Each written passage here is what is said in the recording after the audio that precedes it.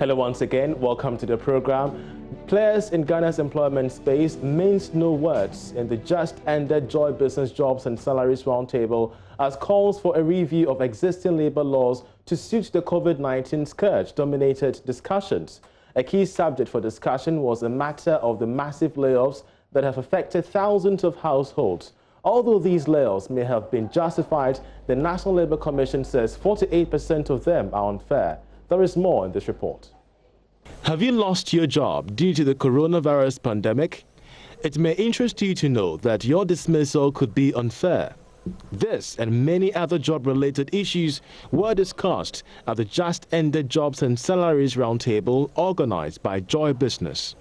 Deputy Commissioner at the National Labour Commission, Rose Karikari Anand, explained that 48% of terminations are unfair, arguing that notice of termination must be a month or 3 weeks. In the labour law, there's termination, and then there's unfair termination. Termination which is fair and the one which is not fair.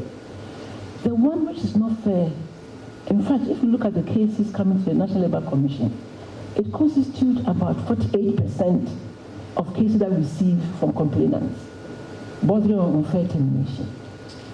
There should be grounds for termination. But there's this erroneous impression about the fact that, you have the right to hire and fire, the common law, hire and fire.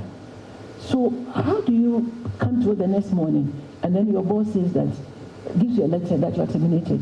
Which reason? No reason given. But notice is given. Notice, the law says minimum, depending on your contract. It could be 2 weeks, it could be 1 month minimum. One major challenge befalling government when it comes to the exact number of job losses in both informal and formal sectors has been the absence of available data. Taking his turn on the JoyBusiness Jobs and Salaries Roundtable, Deputy Minister for Employment, Bright Rekubobe, assured that data covering job losses related to COVID-19 will be ready in the next 2 weeks. One challenge we have as a country is data. We really are battling with data. We need to know the numbers. We need to know the numbers. As you had a paper I gave you, you only have about 7,000, which is woefully inadequate. And that's why I said we are doing a holistic one. And that will be the formal sector. Yes, and this is primarily the formal sector. The roundtable saw discussants push for a possible review of some sections of the Labour Act, which does not serve their purpose in these COVID-19 times.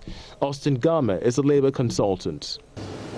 When we're writing the Labour law, we got to a place where we have to separate the Labour Department from handling dispute resolution and deposited it in the National Labour Commission. The reason is simple this. We're even going to have the Labour Department will have to experience a new shift.